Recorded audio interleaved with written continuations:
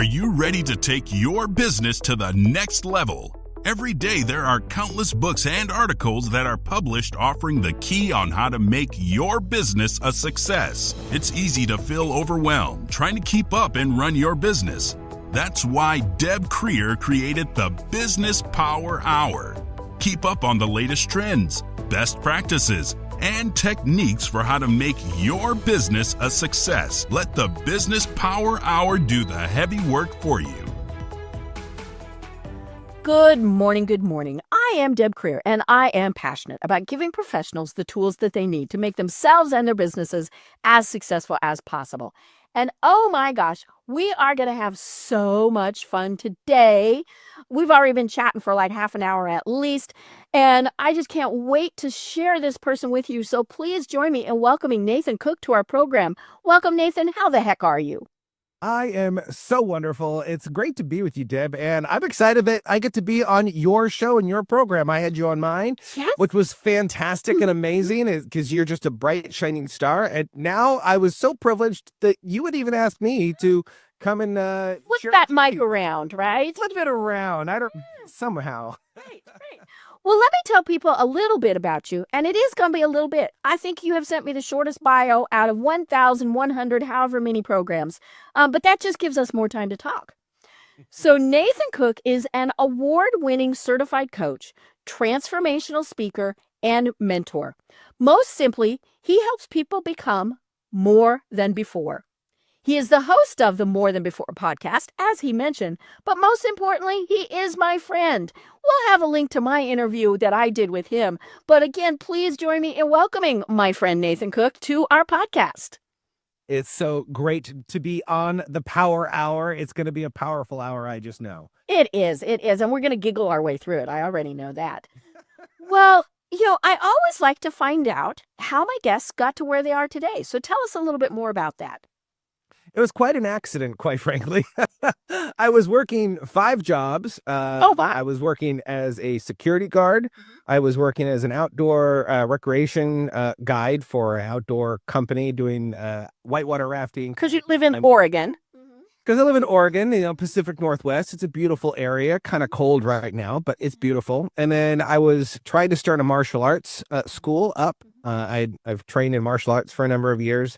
And I was also working with a client who is autistic. And so I would work with him 30 hours a week. And then I was leading worship at my local church. And I had a lot of things on my plate at that time. And as I was doing my rounds for security one evening, a good friend of mine who is on the emergency response team said, "Nathan, do you like what you're doing with your life? Are you excited with where you're going?" And I said,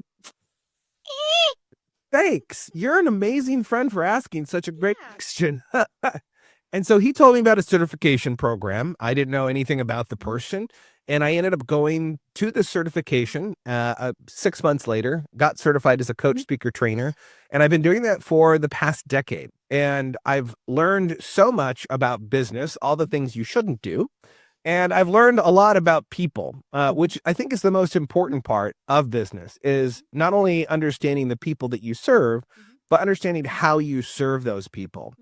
So I've done a number of different things in my life. I'm a hodgepodge. I'm a kind of a huge different kind of amalgamation of a different kind. And so it gives me a really great opportunity when I'm working with clients, like one-on-one. Like even this morning, I was working with a gentleman.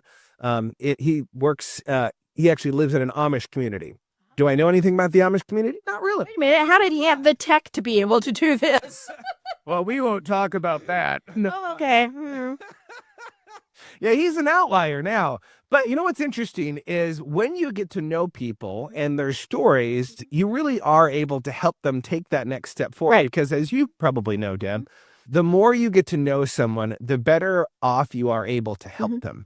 Because it's not about what you can offer them. It's about how do you help them step forward. And if you have the tools to help them, then it's super simple to do that. Right. And I talk about this a lot with my mastermind groups, other guests, things like that. It is about the relationship. Even Walmart, right? It's the same greeter every time we go in and we say, "Hi, how are ya?" He knows we're from Colorado. And just those relationships, those tiny little things are why we do business with somebody. Yeah, it's true. It's funny that you say that with the relationships with the guys or the people, the greeters at Walmart, because just even the other day, I went to a brand new gas station. I'd never been there before. And I pull in and the guy says, what do you want? And I tell him like, hey, how's your day going? And I looked at his name tag and I said, Trenton, I haven't seen a Trenton in a long time. I think you're probably the second person I've ever met. I knew a Trent growing up. He's like, oh yeah. All of a sudden this conversation bloomed. He's like, you're talking to me. Why are you talking to me? Attend. What did I do? Are you going to report me? Yes. But there's something about knowing someone's name and being able to speak life into them. Like a prime example of this is when I first was early on in my speaking and coaching career, I was always looking for opportunities to add value to people. And my wife and I, we loved to go to Red Robin at that time. We went to our local Red Robin, walked in, and we sat down, and this brand new, he looked like he was just out of high school. Oh dear. And he came and he was waiting on us, and he looked at me, he said, so you really like these freckle lemonades? Because this is like the third one I've brought. And I was like, yeah, I could drink these all day long. And every single time that he saw my cup get down to like maybe an inch, There he was. of lemonade, he was back with another one. In fact, he went as far as when we were leaving after I'd paid the check, he came back with a to-go cup of this strawberry. He owns the place now. I actually looked at him and I said, could I speak with your manager, please? And he's, of course. And so he went back and brought the manager forward and, are you okay? Like, what's wrong with your service? And I said, oh, no. I just wanted to let you know, this was the best service they've ever had. In fact, you need to put him on a fast track for management. The next time we came in, he was training to be a manager for that location. It's those small things that when you notice how you can add value, and it doesn't take a lot. When you add value to people, it then adds value to your community, and then will eventually come back to adding value to you. Right. And it is so simple to say somebody's name. Now, I'm one of those, I can't remember people's names. And so I love name tags. But, it just, and it doesn't matter. I don't care if they're the person at the gas station or the server or, the speaker at a big business thing. When you say their name, and the studies and all those things say somebody's name is the sweetest sound to them. And so just acknowledging that is so important. Yeah, it really is. I love that so much because I don't think that we give enough merit to that of really understanding someone's name. Like, Right. here's a great thing for all of you guys listening. When was the last time that you could recall one of your clients' names or one of your customers' names when they walk in the door? Like Starbucks is brilliant by this because this was actually their model from the beginning, is that when you walk in the door, not only do they want to know your name, but they also want to know your order. Yes. And then by training that, their staff then began to go further, and then they would try and remember things about their kids, Right. or the things that they were going to.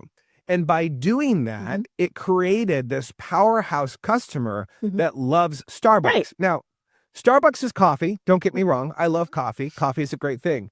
Starbucks is not the top of the rung when it comes to coffee. No, and it's expensive. Why is it that people go? Why do people go? It's because they feel known and they are part of a community. Right. Yeah. Yeah, that the big community table, right? I think that's a big part of why they do that is, they want people to sit and get comfortable. Now, unfortunately, they've had to come up with the rule that you got to at least be drinking something, and all of those things because we got too comfortable. But yeah, it is something so simple. One of my doctors, and it's my oncologist office, so I'm there fairly often. The receptionist. You walk in the door. Mrs. Creer, gotcha. You don't need to check in. And she was good. I mean, and I would sit there and watch. And unless they were obviously a brand new patient, she knew their name. She moved to a different office and I was crushed because now I have to go up. I have to tell them who I am. I have to spell my name. And then I have to do my birth date. I mean, all the stuff that you normally do. But, and I don't know, it was probably a HIPAA violation to be yelling my name out across the room, but it made me feel welcome. in a place that you're a little hesitant sometimes to be in.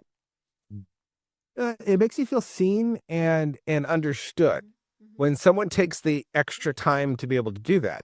You know, we look at all the commodities in life. We look at finances. You know, we want to make sure we have enough money in the bank. We want to make sure that we have enough time. But how often do we pay the price for attention? Right. Like the people that we're with, are you actually with them? Like, I think it was Simon Sinek that had talked about a study that with your phone, Right. that if you have your phone on the table in front of you, that it signals to the other person across that if someone calls me or texts me, Right. It's more they're important. more important than you. Right.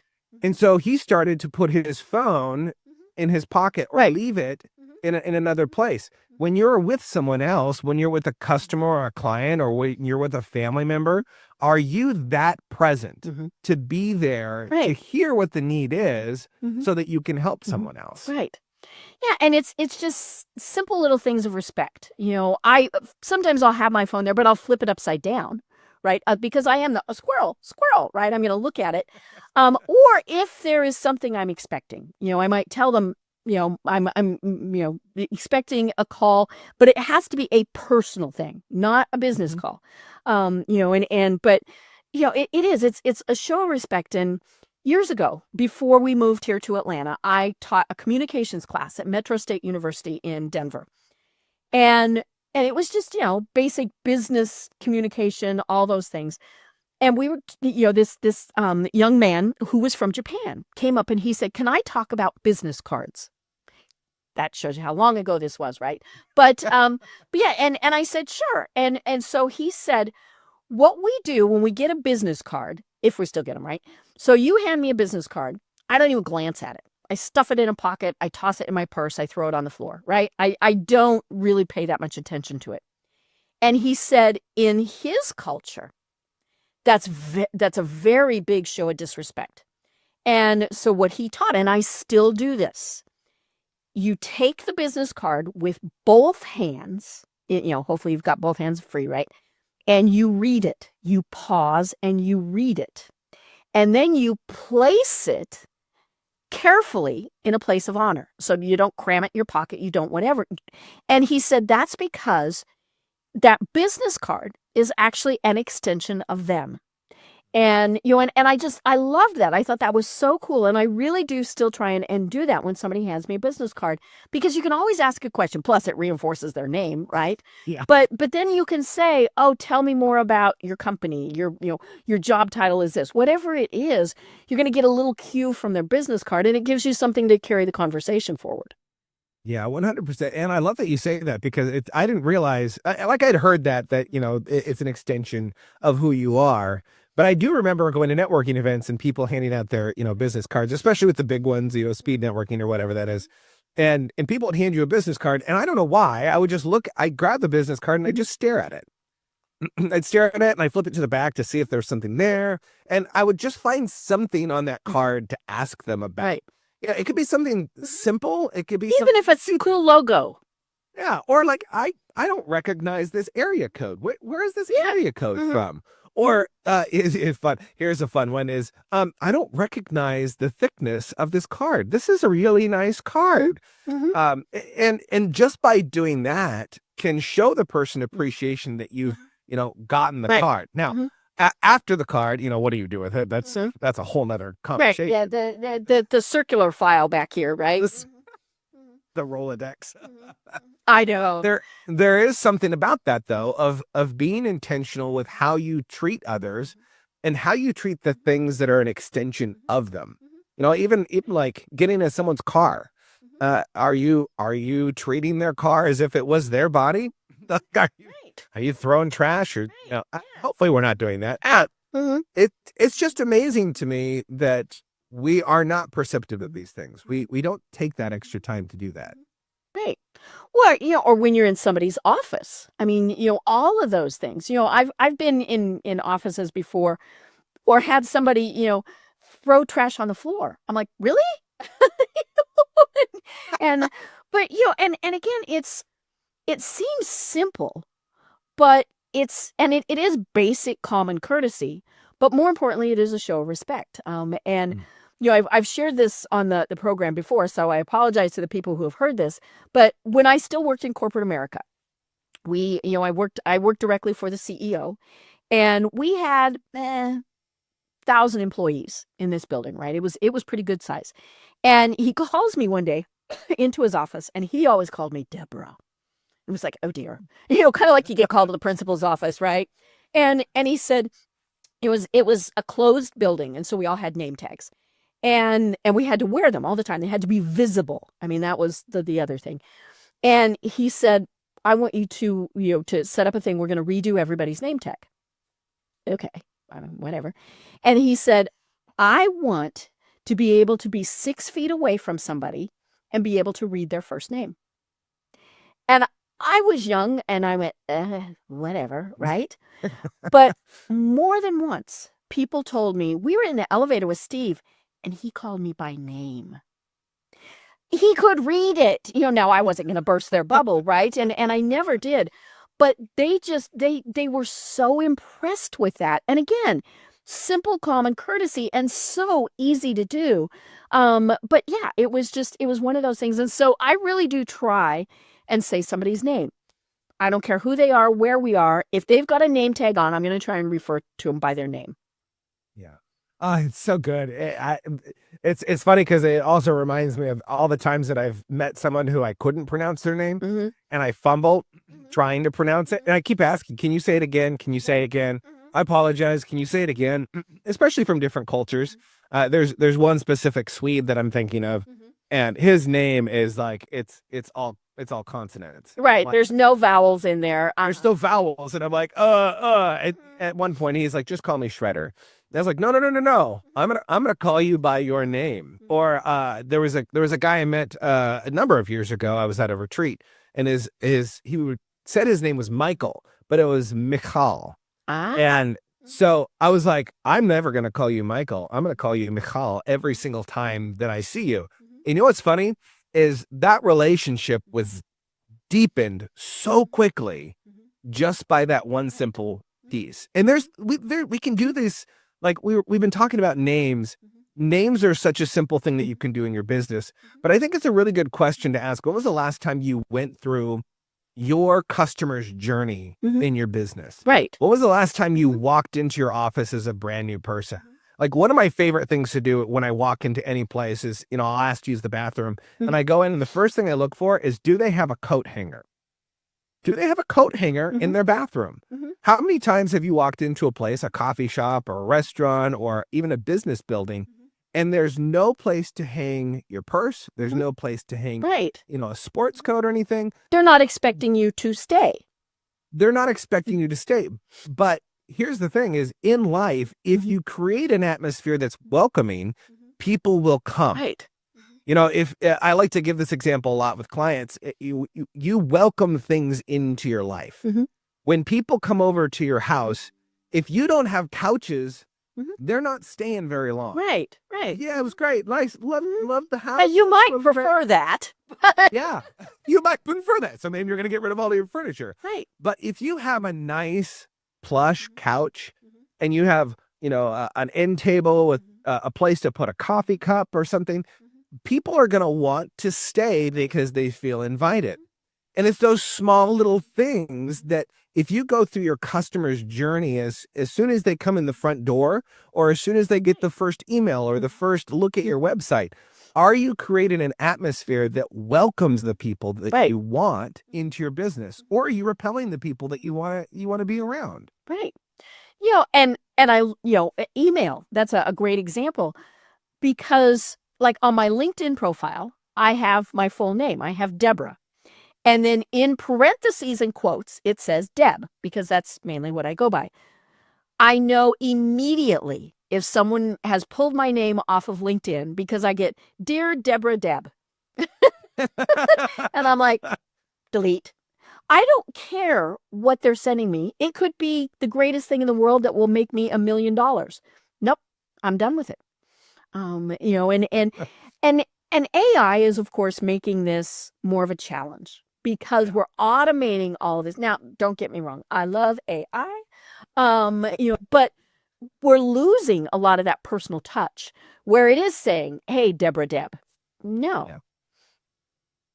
Yeah. There was a marketing expert I was talking to a while back, and he said one of the things that he does with his LinkedIn is he always puts some kind of emoji in his name. And if the emoji gets sent Yes, to then him in his email, and he does a different emoji for every single social media platform that he uses, so that he knows where people are pulling his information from. And it's funny because I was thinking about that the other day. Like even the I heard someone say that they, like with texting and stuff like that, when you go and you fill out someone's like program, like, hey, I want to give you this free audiobook, and you just have to put your email in and your name. And so they'll put their name with the name of whatever company it is. And so that when it gets sold to someone else, they know who's selling their information. Yeah. It's a really fascinating thing. I'm not saying that you need to go do that, but No. but it's the small little courtesy of just even checking on, are you saying the person's name? Are you spelling it right? Do you understand how they like to be? Right. Yeah. There's a little kid that is friends with my son, and his name is Christian. And people will call him Chris, and it drives him bonkers. He is Christian. He is Christian. He is not Chris. How many nicknames have you created for people in your life or your clients that they, every time they hear the nickname, maybe it brings them back to when they were a kid and maybe they were teased. On the playground of life, kids can be really mean. They find the smallest little difference and they Try going up with orange hair. Right. Strawberry blonde. I get it. I was there. It's red beard. Yeah.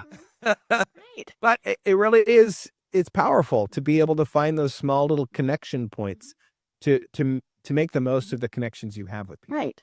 And it's funny because if somebody calls me Debbie, I know they've known me for a very long time. My husband calls me Debbie. Family, people like that, they call me Debbie.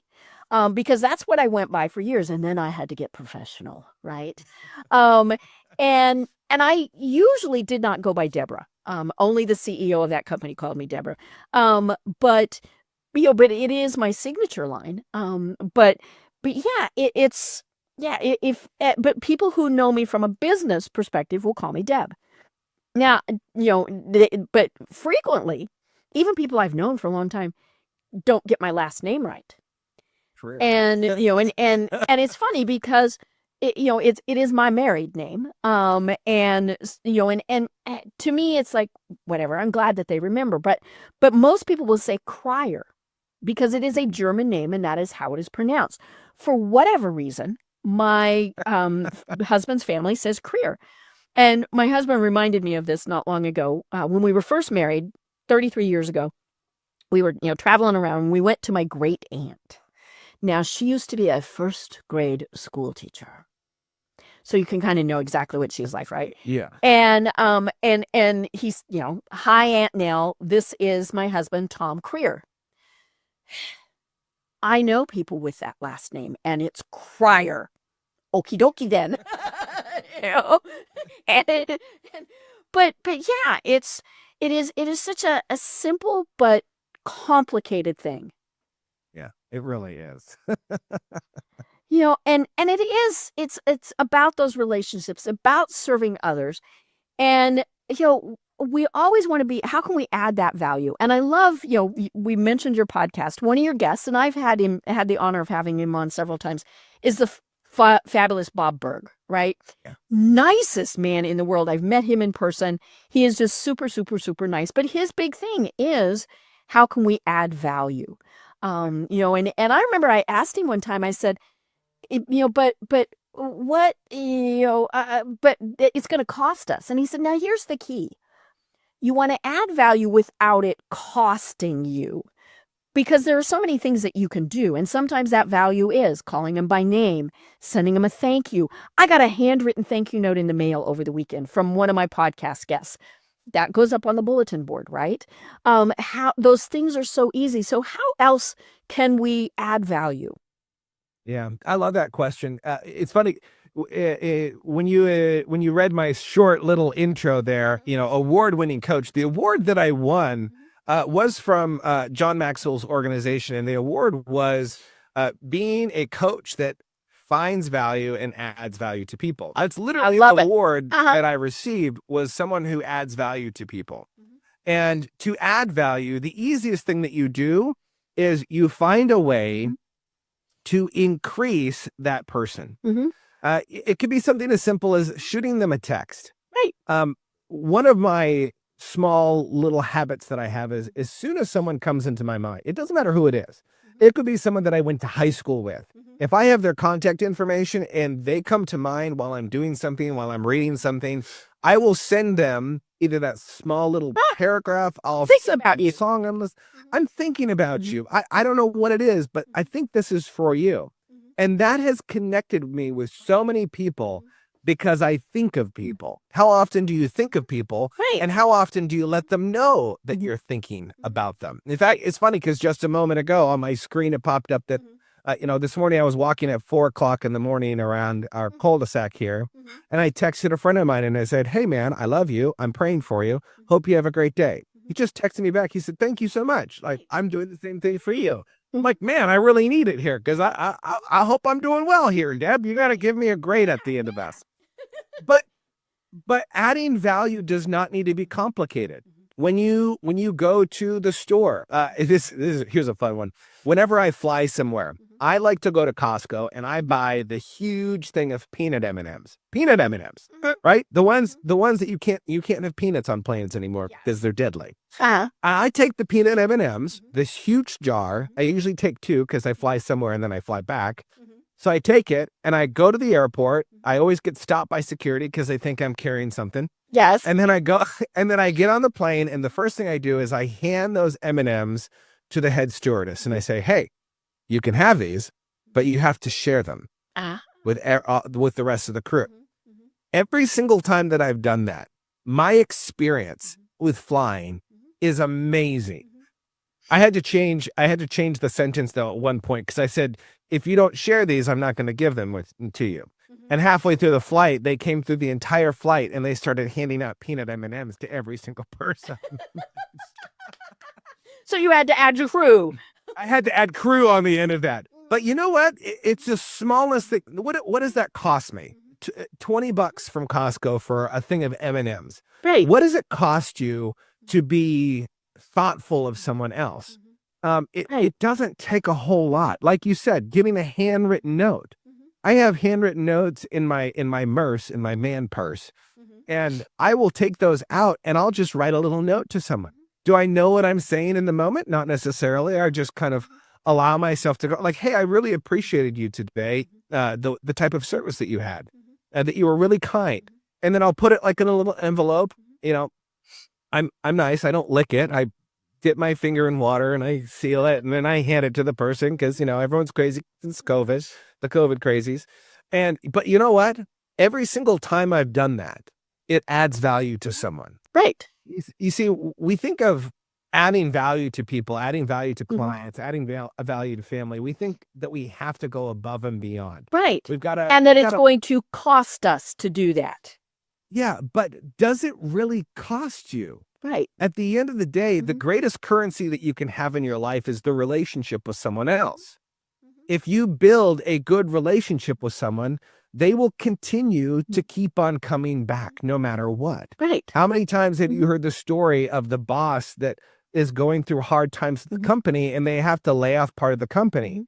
And because of the relationships that they built with the company and their employees, they say, "Hey, this is what's going on."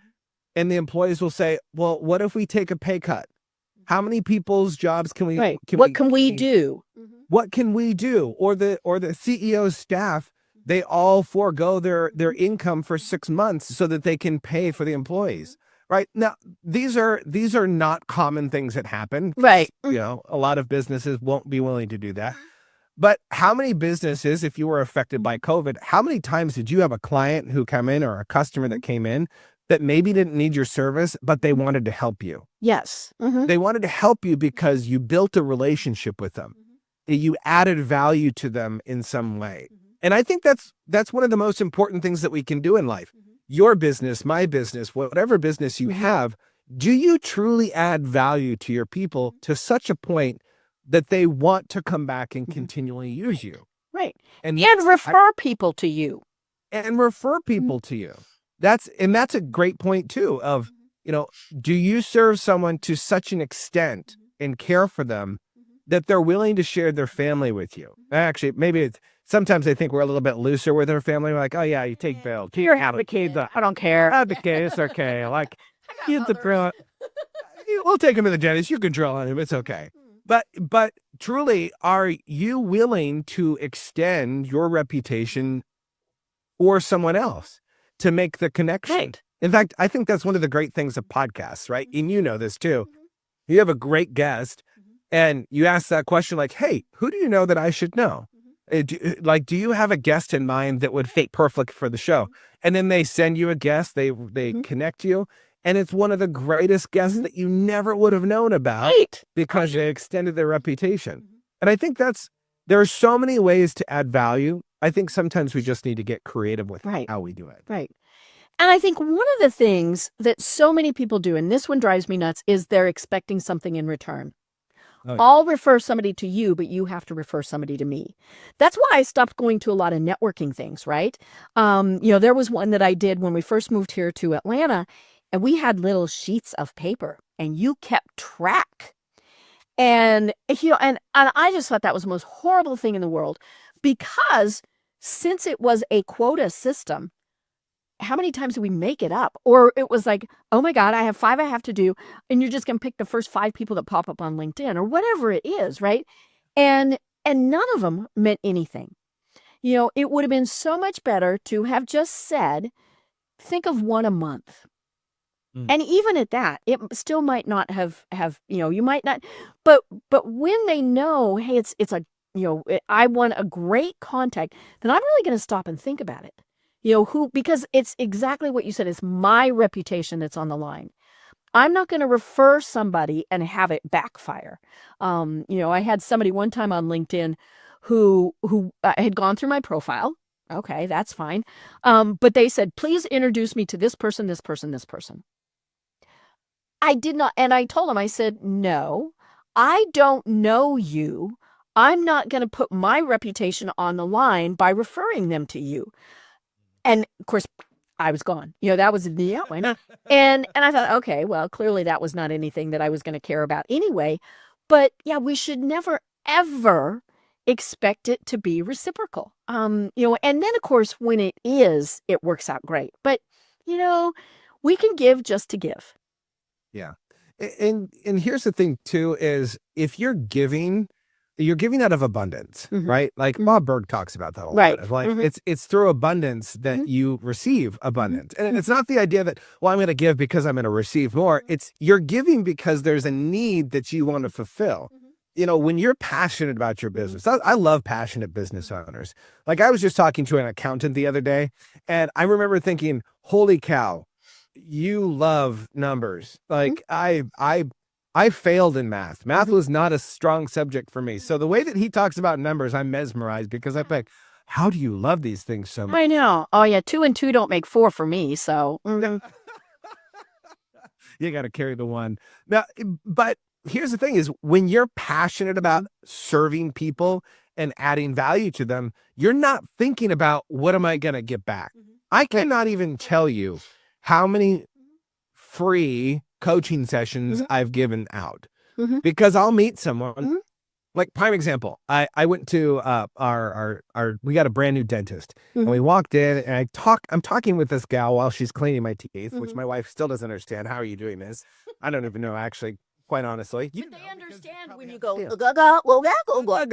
They know what you said. It's their special training. Doing that. No.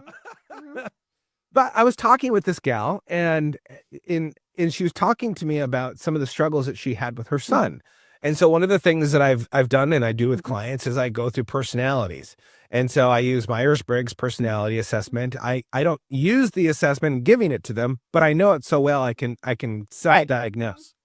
And so I go through and I'm saying, your son's like this and your other son's like this. And if you do it like this, and if you were able to do this, I think that might actually help you. And she's sitting there like poking my mouth going, wow, I've never thought of it that way. Mhm. And I'm adding value to her. And I'm literally walking out of the office and there's this nudge inside of me. I'm like, I feel like I should just give her a card. I have these little metal cards, like cards that say, I'd love to have a session with you. Free, no strings attached. I just want to help you. And I handed it to her. Will I ever hear from her? Maybe not. Maybe so. I don't know. It's about how do you add value. Now I have a service-based business, so I can give services out. Right. Some people, it's not a service-based business. Mhm. But here's the thing. We're all in the people business. We're all in the people business of adding value to people. And how we do that is really important. Mhm. It doesn't take that much. Right. It's just that next thing. Right. Yeah. When we lived in Colorado, there was an oil change place very close to us and an oil change place that was a little further away. The one a little further away, I always got a rose sitting on the front seat. I always went to them. Now, the other, I mean, an oil change is an oil change is an oil change. But of course, half the fun was, going and putting the rose. And my husband, like, who gave you a rose? Right.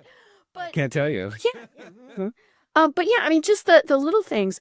But it's so funny. I had this discussion earlier today on Facebook where it's someone I know who is a sports announcer for college sports and a big college sports fan, right? And he was talking about the NIL and the fact that we now have these players who the only thing they care about is money. I get it. Do I like it? No. But his thing was how many of them were saying that they were thanking God because of that. And he said, and how many of them even care? And my question to him was, and how many of them give back? And he responded and he said, it's the reason they do or don't give back that's important. And I responded and I said, yes. I said, one of the people right now that I think is is absolutely phenomenal is the Heisman Trophy winner, right? Fernando Mendoza, because of how much he gives back. Now, he gives back for a very personal reason. He's very involved with MS because of his mother. But it is something that is so important to him to be doing that is just, that's ingrained. Now, it was ingrained in him by his parents. I mean, there is that. Yeah. But why are you giving back? Are you giving back because it's the right thing to do? Or are you giving back because it's expected? Or because you really are expecting to get something in return? Yeah, it really is from the abundance of the heart that things flow.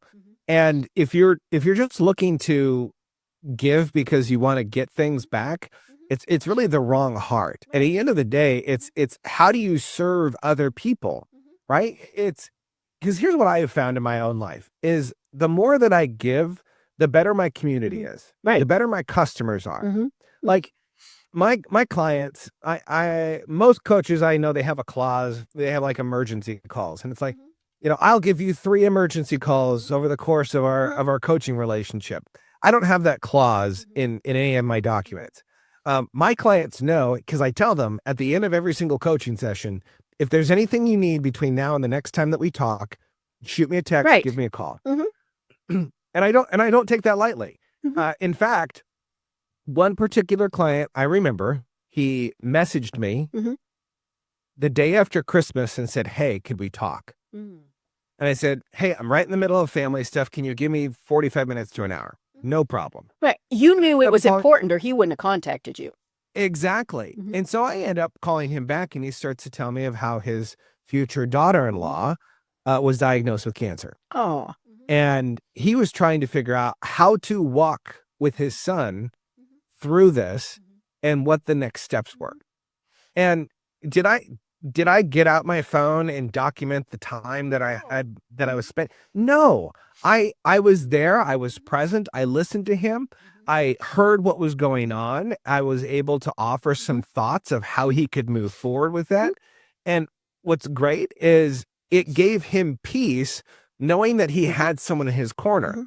Now he's been working with me now, I think, for 6 years. Now I'm constantly trying to find ways to add value to him and to all of my clients. But at the end of the day, with us, with a business owner, if you're listening to this right now, you have to ask yourself, am I going just to the threshold of meeting the need, or am I trying to go above and beyond to create fanatical clients. Right. Because that's really all you need in order to be successful. You need 100 fanatical people to say, I love Deb. I want to listen to Deb every single day.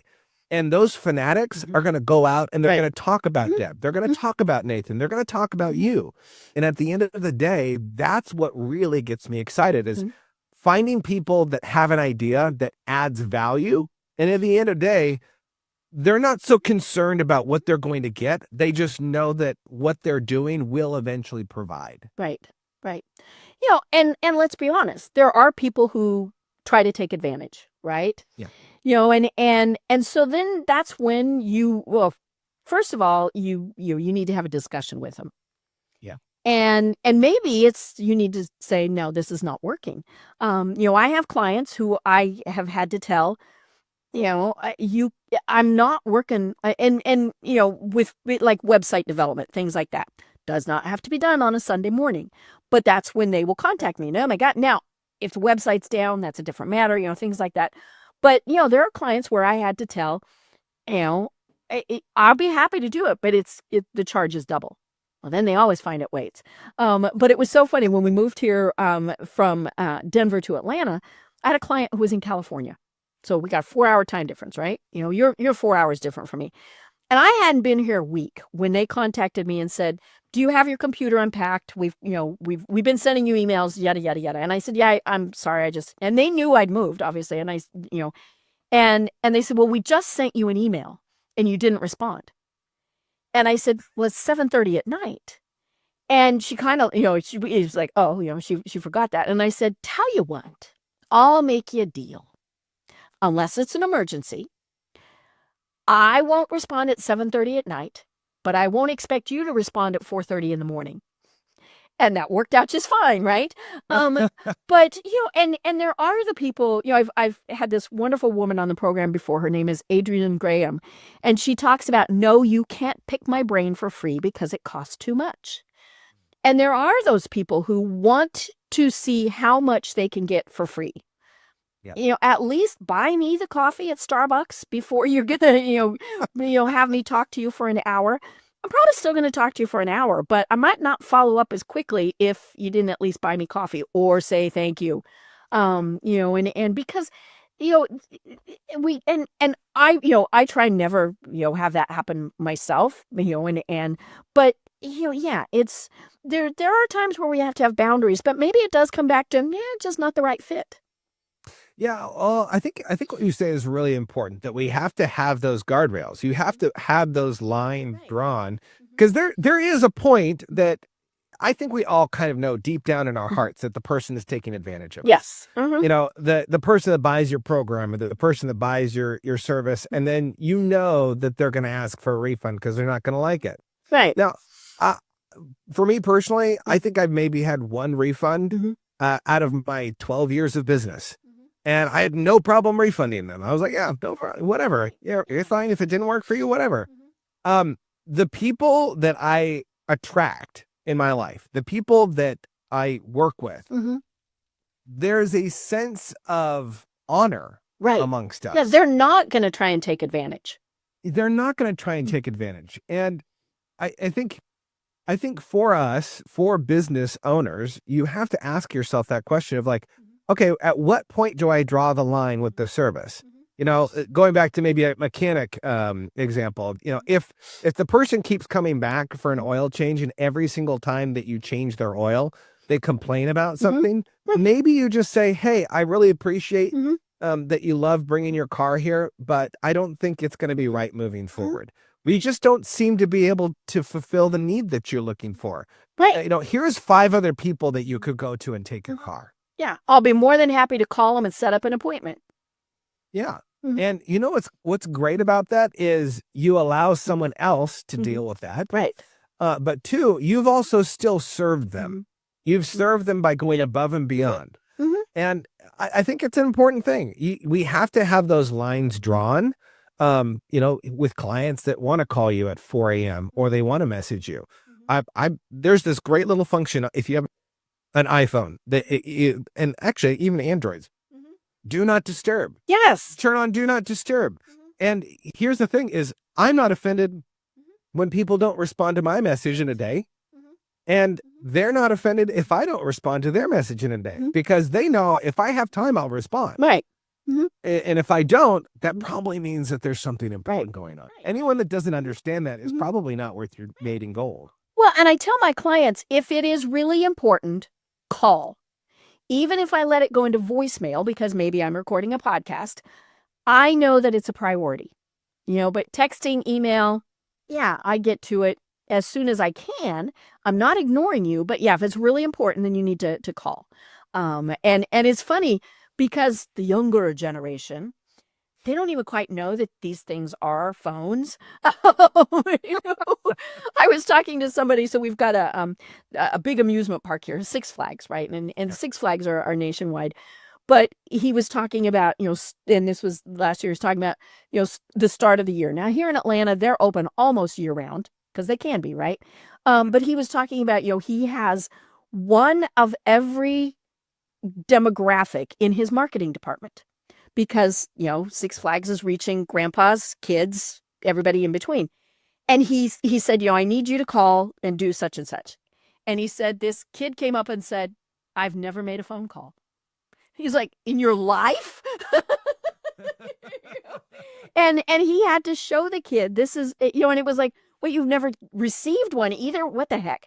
But yeah, it's, and part of that though is knowing that relationship, right? If your target audience is a text only, then you better communicate with them via text. Otherwise, they're not going to pay any attention. I have people, well, I sent you a message on Facebook. Okay. And, I try to look at it, but that's not my priority. Yeah, if you really need to reach me, then you need to call, which means they've got my phone number, right? Because that's the other level, right? But yeah, it's meeting them where they need to be met is the key. Yeah, I think, and that's so key too, is to know how to reach the people that you're going to try and find. Right? Like the current generation, all about Instagram. Like that's how they message. That's right. I mean, even right now, I talk with a lot of parents, and some of the parents are just frustrated because the schools use Facebook. They use Facebooks to send out messages with the group. And some families have said, we're not on Facebook. We're not on Facebook. And the school is forcing them to get on Facebook rather than creating a solution to meet their people. And that's a good question for you, is that there might be people that you maybe don't want to reach out to. So maybe you're not going to do a phone call with, this current generation. And so you say, well, this generation, I'm just not going to have any clients. That's fine. If you want to lose all that money, that's all power to you. It's kind of funny because as you were talking about the phone call, I was thinking of, when texting came around. And how many baby boomers were like, I'm not going to text. I don't want. Yes. I have a landline. I'm never going to do this. Ew. And what happened is eventually they got on the bandwagon. Right. Because that was the way their grandkids were going to talk to them, right? Exactly. It's like, oh, this is the only way. Okay, so I need to figure out this whole emoji thing. Right.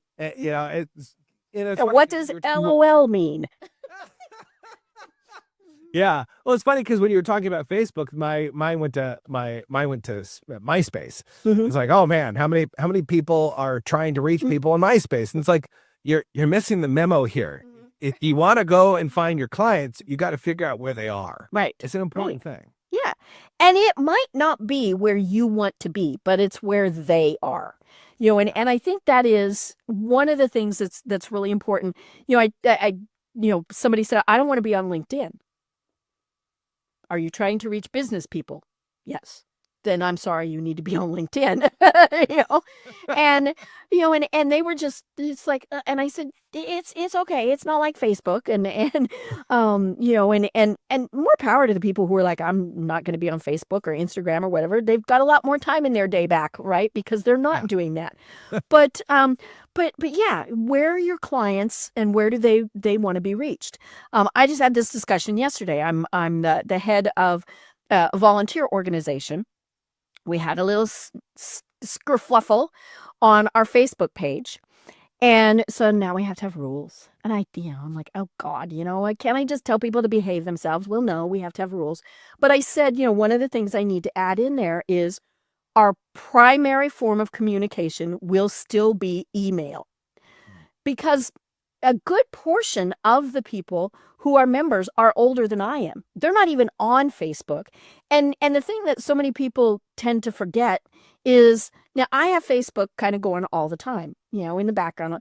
How many people go in once a week? They're not going to see your message. So if I want somebody to see a message about the organization, I email it to them. And if that's now I'll reinforce it by saying, hey, in the Facebook group, just send everybody an email about X. But yeah, how are we going to reach those folks? Yeah, and there is something to also be said about redundancies, right? Mhm. Like, Yeah. I've Tell them again, then tell them why you told them. yeah, but there's also this redundancy. Like, I have a friend who's in the tech industry, and he's always like, you got to have hard drives. You have to have a hard drive for the hard drive, and a hard drive for the hard drive for the hard drive. That way, if the first one dies and the second one dies, you have a third one. Right. And the redundancies in a business are really important when it comes to communication. Most people are on a social media platform where they're communicating with their customers, like Facebook, like LinkedIn, like Instagram, which is great. But if those things fail tomorrow, Right. if they go away, if they sell, if all of a sudden they shut it down, all of your contacts are gone. Right. A good friend of mine always says, email. You own that list and your website. How many people have told me, I'm not going to have a website because I have a Facebook business page? Well, that's great until Mark Zuckerberg decides he's going to charge you $5,000 for it. Or how many people were in panic about TikTok, right? Oh, yeah. Yeah. It's not a bad thing to have these, but you also have to have those redundancies, this fail safes. Do you have your client's number, cell phone number, Right. that if something happens, you can call them? It's mind boggling to me that we don't have those redundancies. Now, and I'll just say this, is that let's say you don't want to be on Facebook. You don't want to be on Instagram. You still want to have a business page up there. You want people to be able to contact you. They've got Meta Business Suite. You never have to log in. Right. You don't have to read and see the cute cat videos. I mean, or the dog videos, or whatever your thing is. At the end of the day, there is a way for you to connect, especially with technology that we have today with AI and, the constant platforms that can post on your behalf to social media. It's just a matter of, do you want to be creative, and how willing are you with your message to add value? Because if you really want to add value, you're going to find a way to do that. Right. Yeah, I've got now it's a private Facebook page, but it's for my initiative Trying Not to Die.live. And the only reason I have it as private is to keep out the snake oil salesmen, who are going to cure us. Because yeah, they're there. And I post twice a day at least. It's all automated. I go in at the start of every month. I schedule all these things. And in the morning, it's a motivational quote. And in the afternoon, it's a bit of inspiration. And they usually, now some of them really have, to do with feeling healthy, things like that. But, like the one I posted last night was, when women help other women, everyone succeeds. Right? That has nothing to do with having cancer, but it got shared and it has my logo on it. And it's easy peasy to do. But it's a little thing. And I had somebody today that told me, I look forward to your posts every single day. Yeah. How simple is it? It is simple. And it goes back to what we started the conversation with, is it's not hard to do, right? It's just raising the bar a little bit. Most people nowadays, they are fine with mediocre. Right. We used to be a country of excellence. I think, we used to be innovative. We used to think, how can we make this better? How can we reach more people? How can we add more value? And we've got a lot of people just gotten plain lazy. And if you've gotten lazy in your business, there's no greater time, or in your life, let's say business and life, there's no greater time than the present to be able to shift and change so that you can meet the needs of the people that are looking for you. I remember this. I was in it was a retreat, and I went to the founder's house. We were having dinner at his house, and he has this little cogwheel in the corner of his office, books behind it, and this cogwheel, it was, oh man, I'm blanking on it. What did it say? It was someone in this world is looking for what you have. Mm-hmm. Be findable. Right. That's all it is. Mhm. Is allow someone the ability to find you and to find the solutions that you have. And what are those solutions? It's just a way to add value to people. Right. And, a little inspirational saying, today they got Motivational Monday. AI wrote them for me. This, my little brain doesn't always come up with these. It's so simple now. But I also, every time they post, I go in and I say something. And just to, for one thing, the algorithm then sends it back out, right? Because, but it's also my way to say, yeah, I'm here and I'm the real person. Yeah, I love that. It's so good. Yeah.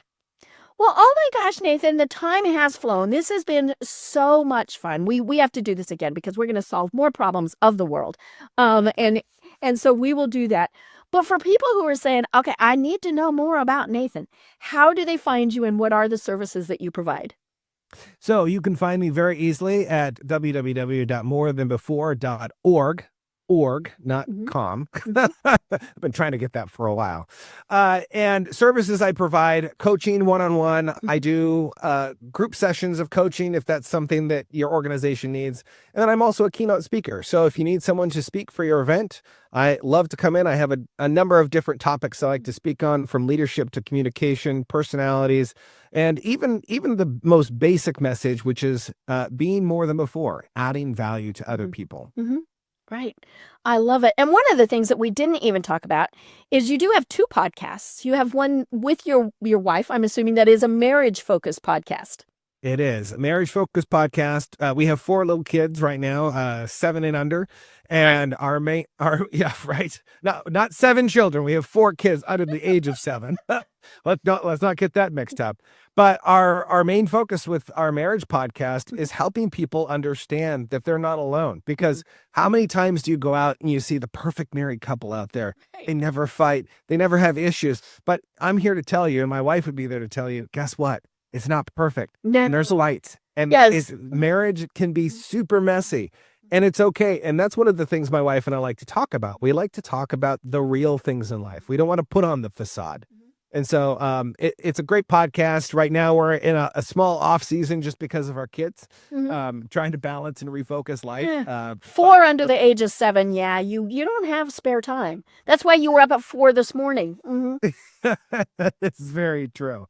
So it's a great listen for couples that are out there. And then if you want a dose of inspiration, like people like yours, truly, Deb Creer, you could go and find her episode on there where we dive into people's background, who they are, who they were created to be, how they got to where they are in life, and some of their life lessons that they've given. It's truly a powerful and enriched hour that we usually spend with people.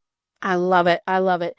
Well, this really has been so much fun. And like I said, I can't wait until we do it again. But until then, do you have any final thoughts that you want to leave everyone with? Here's one final thought for all of you guys listening. Who you are is more important than what you do. We live in a world that focuses on what do you do? What is your business? What kind of thing can you do for me? And here's what I want to tell you. How you present yourself as who you are is more important. You could lose your job. You can lose the ability to play an instrument. You can lose the ability to do a podcast. But at the end of the day, if who you are is bigger than what you do, you will create an amazing, impactful life that spans this generation and the one to come. Oh my gosh, such wise words. And you are a youngster. This is, you've learned so much. I am Deb Creer. I've been having so much fun talking with my friend Nathan Cook. And until next time, everyone have a great day. Tune in for our next program for even more trends, best practices, and techniques for how to make your business a success. The Business Power Hour, hosted by Deb Creer, is proud to be part of the C-Suite Network.